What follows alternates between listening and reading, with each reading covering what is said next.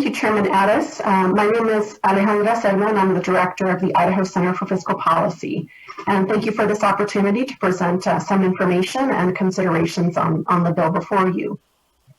So the modeling we did at the center did track with the bill's fiscal note, and our overall estimates came in just right about in that range of $389 million. The reason I bring up the fiscal note is because folks have pointed out a potential loss of state fiscal relief funds due to language in the American Recovery Plan Act, which would prohibit states from using federal fiscal aid alongside of a net reduction of the sales tax base, or be subject to a clawback and the amount equivalent to that. I know it's a matter that hasn't been settled, but I would offer you some estimates there.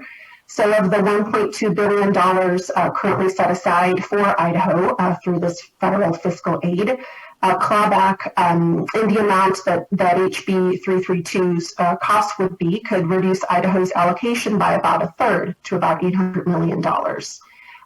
Tax cuts passed recently, such as the PPP deductibility and the out years of this bill's two permanent provisions could, if this provision were in place, could further reduce that allocation.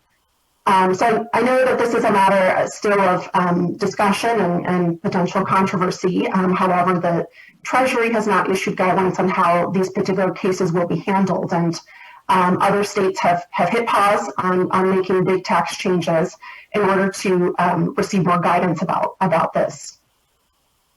I would also point out that state policymakers otherwise do have great latitude to use some of these federal relief funds, including reaching the goal of returning tax revenue to Idahoans. In this case, it would be federal tax revenue. There are tax cuts within that bill that would provide some, decrease in the tax load, particularly for families that have children in the household.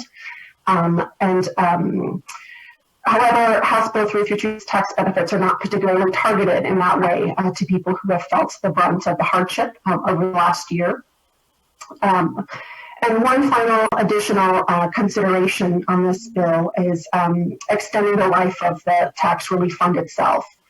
So in light of the clawback issue, it may pose some flexibility problems to hold dollars there instead of routing them to the general fund and local governments where we can make those investments in transportation and other core services. As more sales are being made online, eating away at those brick and mortar sales, which shifts some of that dynamic to the tax relief fund if it's kept there. Those are the extent of my comments today. Again, thank you very much, and I'll stand for questions if needed.